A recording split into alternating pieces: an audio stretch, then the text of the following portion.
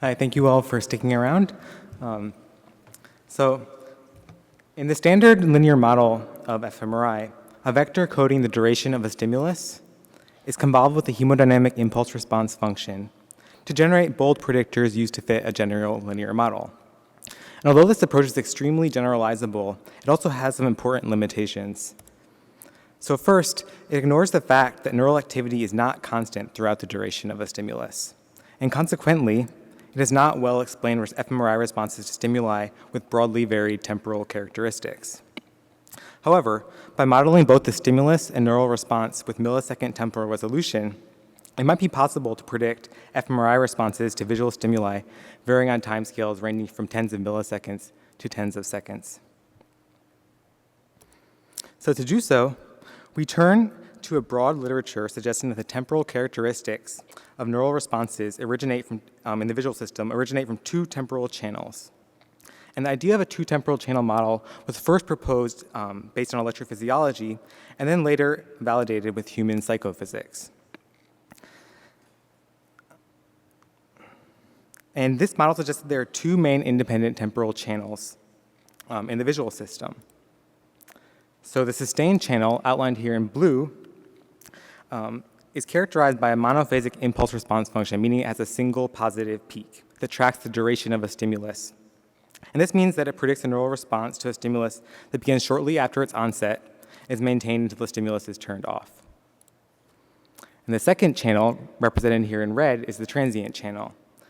And it is characterized by a biphasic impulse response function, meaning that it has both a positive and a negative phase that inform about changes to the stimulus. And intuitively, you could think about this as sort of taking the derivative of the visual input over time.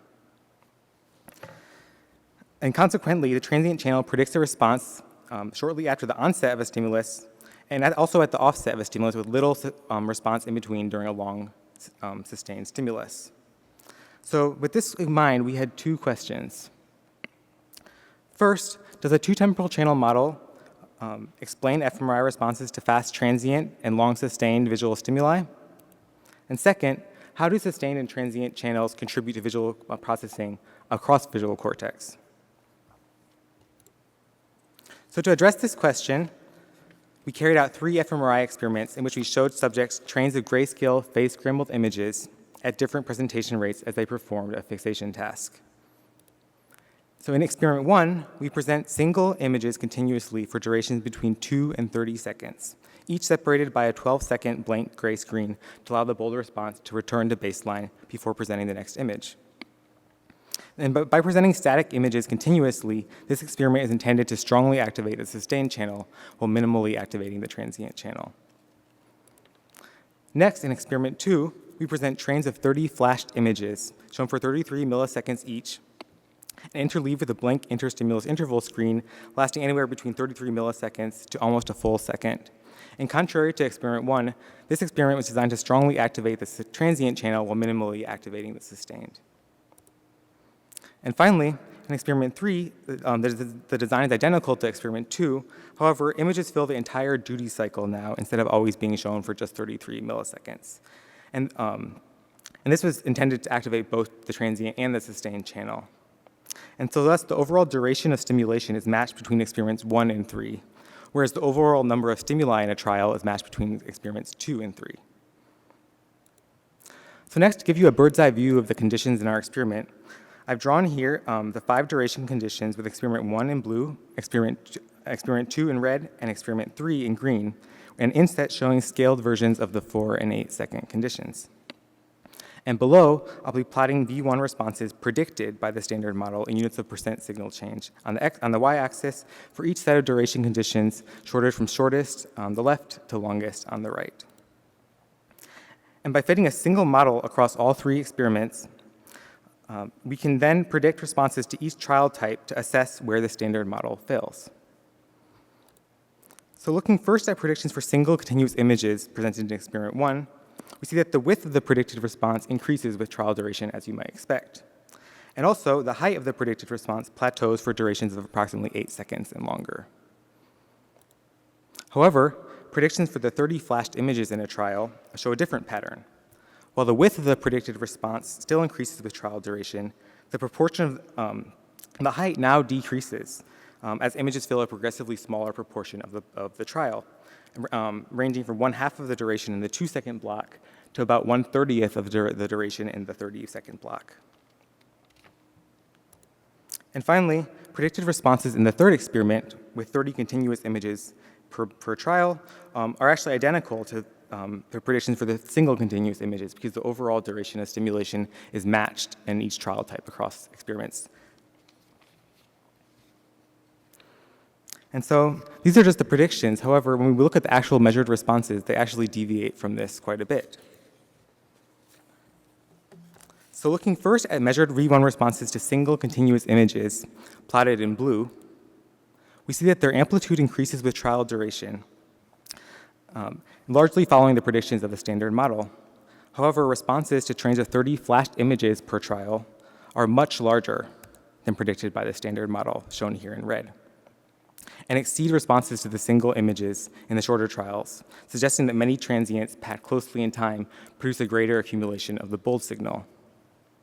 And last but not least, responses to trains of 30 continuous images, shown here in green, are higher than either of the prior two experiments, suggesting that there may be additive contributions of the transient and sustained channels.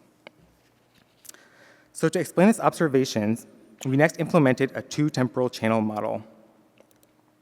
And in this approach, we first model the stimulus as a step function with millisecond temporal resolution, and then estimate the neural responses also with millisecond temporal resolution with separate sustained and transient impulse response functions.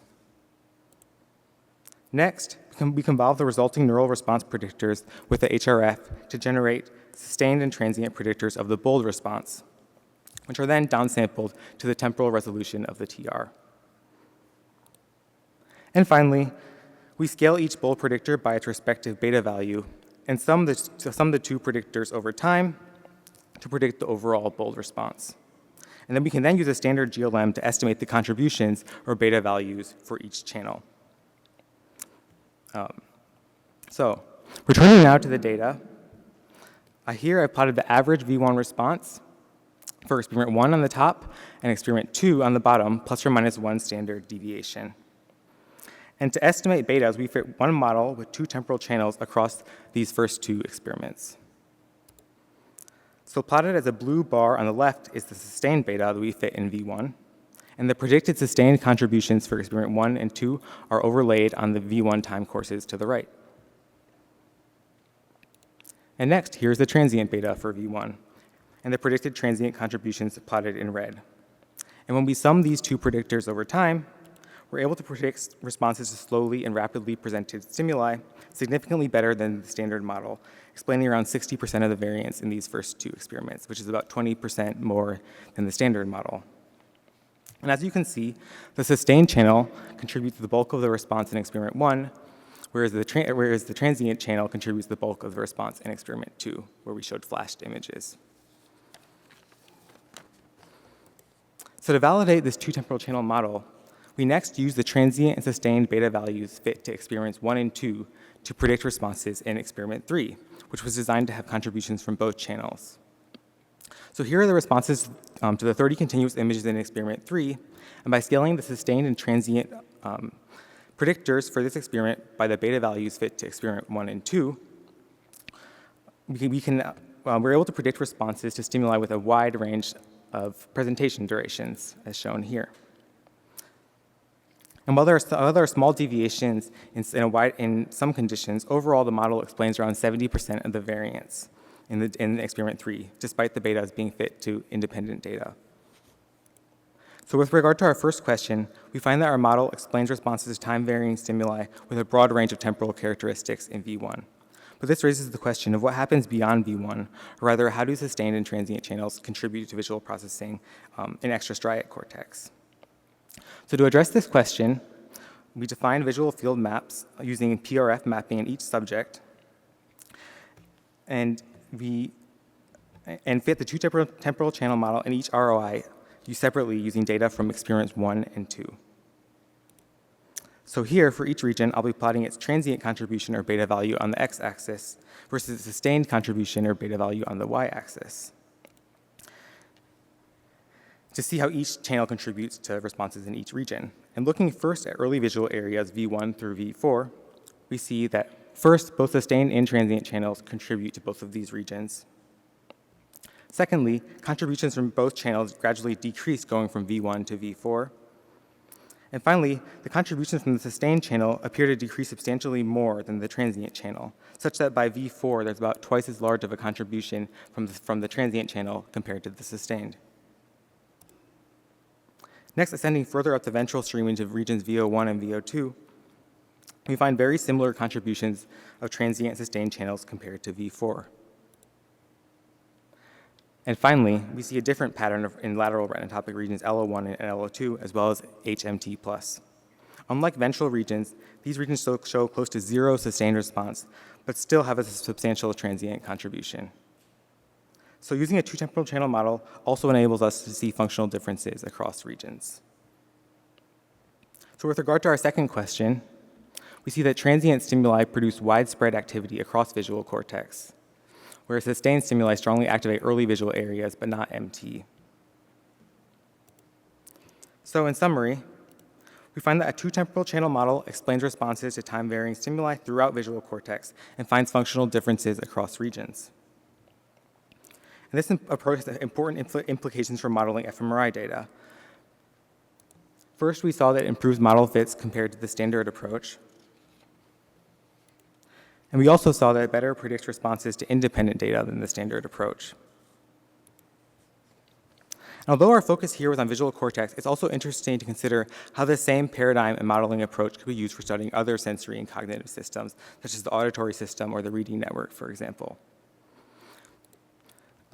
And moreover, we argue that this approach is really critical for accurate interpretation of any fMRI experiment that varies either the stimulus presentation rate or stimulus duration, as the combination of these parameters greatly impacts the dynamics of the neural response. So with that, I'd like to thank my collaborators, Brianna Jessica, and my advisor, Colleen Girl-Spector. And last but not least, thank you all for listening.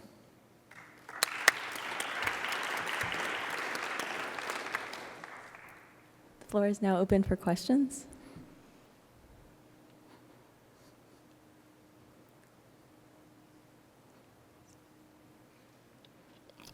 Great talk, thanks. I was wondering if you use no model and you just do like a k-means clustering on the response shape, do you see a grouping by more by functional relevance, or do you see some other kind of grouping, and does it accurately match your two model distinction, or do you think you possibly need more parameters? So I'm not sure if I understand the question. So all of our stimuli were all scrambled images, so there wasn't really any content in the images, but that's exactly where we want to move next with this. Is sort of seeing how this interacts with actual content of the image and looking sort of further down the hierarchy in the ventral stream. That's an interesting question.